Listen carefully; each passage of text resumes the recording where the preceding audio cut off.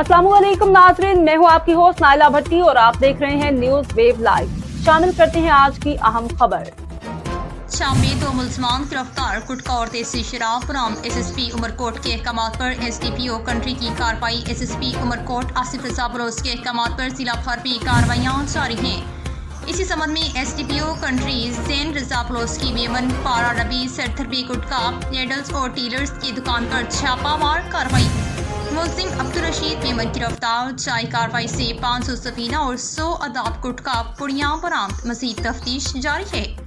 मुलजिम पर गुटखा एक्ट के तहत पुलिस थाना नबी सरथर पर मुकदमा दर्ज कर लिया।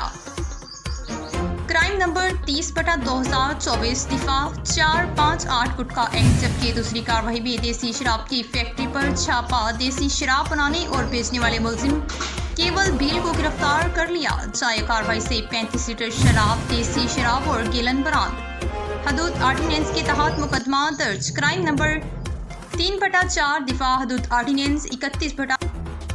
अब तक के लिए इतना ही। मजीद खबरों और अपडेट्स के लिए देखते रहें न्यूज वेव लाइव।